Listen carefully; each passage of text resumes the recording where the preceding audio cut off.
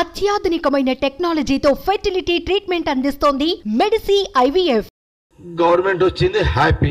Congress government రావడం వల్ల జగ్గారెడ్డి ఓడిపోవడం అనేది వదిలేండిగా. కానీ కాంగ్రెస్ పార్టీ అధికారంలో వచ్చింది, ప్రజలకు మేలు చేసే ప్రభుత్వం వచ్చింది, ప్రజలకు అండగా నిలబడే ప్రభుత్వం కాంగ్రెస్ పార్టీ వచ్చింది, ప్రభుత్వం వచ్చింది. నేను దానికి హ్యాపీగా ఉన్నా. కష్టకాలం నేను ఉండొచ్చు, అధికారం ఉన్నప్పుడు నేను ఇలా లేకపోవచ్చు, కానీ ప్రజలకు హ్యాపీగా అంటే స్వేచ్ఛగా డెమోక్రసీ ప్రజాస్వామ్యంలో పద్ధతులు అందరూ సుఖ జీవితాలతో బ్రతికే విధంగా కాంగ్రెస్ గవర్నమెంట్ ప్రజలు తెచ్చుకున్నారు. అది నాకు చాలా చాలా చాలా చాలా సంతోషం అనిపించింది.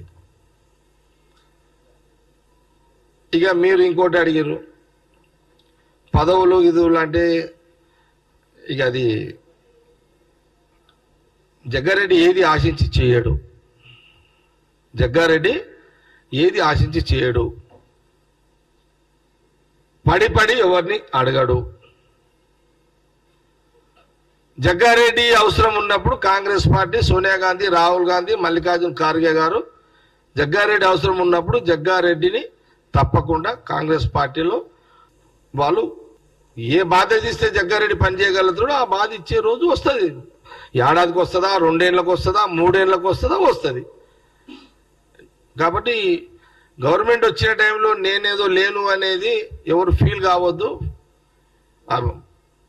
ఎవరైనా ఫీల్ అయ్యేటోళ్ళు ఉంటే అవుతున్నా నేను అంటలేను, కానీ అవుతున్నా నేను ఎందుకంట కానీ కదా. రాజు ప్రశ్న అడిగిండు, వాళ్ళ ఫీల్ కాదు అది ప్రశ్న. అది అంటే అన్నా నువ్వు అమ్మా 9 ఏళ్ళ కష్టకాలంలో నువ్వు అసలు టైంలో లేకపోతేవని కొంత ప్రశ్న ప్రజలదే అడిగేదో అడిగిండు. ఎవరొకరు ఇద్దరు అనుంటారు, అడిగి ఉంటాడు, కానీ అది పెద్ద పెద్ద పెద్ద విశేషం ఏం కాదులే. అదేం పెద్ద విశేషం ఏం కాదులే అదంతా. అది కూడా రాజు మీ అందరు కూడా తెలుసు కదా, నేను దగ్గర దగ్గర 5 ఏళ్ళ నుంచి పీసీసీ కావాలని అడుగుతూనే ఉన్నా. నేను కొత్తగా అడిగేది ఏముంది ఇంకా?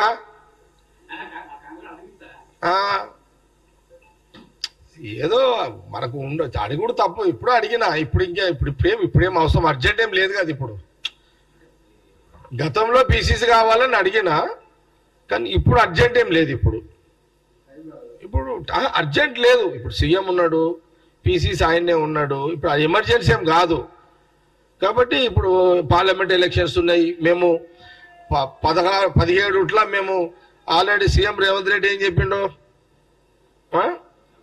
మినిమం 14 గెలవాలి పార్లమెంట్లో అనేది ఆయనకు ఛాలెంజ్ పెట్టుకున్నాడు. ముఖ్యమంత్రిగా సీఎం రేవంత్ రెడ్డి గారు పీసీసీ ప్రెసిడెంట్ హోదాలో తెలంగాణలో సోనియా గాంధీ, రాహుల్ గాంధీ డైరెక్షన్లో 14 సీట్లు ఇలా తెలంగాణలో గెలవాలనేది ఒక పార్టీ లైన్ ఉంది. ఆ లైన్ని ఒక ముఖ్యమంత్రి కాదు, డిప్యూటీ సీఎం, క్యాబినెట్ మినిస్టర్లు, ఎంటైర్ కాంగ్రెస్ పార్టీ లీడర్లు, జిల్లా అధ్యక్షులు కానివ్వండి, అందరం కూడా సమన్వయంతో ఆ 14 సీట్లు రీచ్ కావడానికి అందరం కూడా పని చేస్తాం.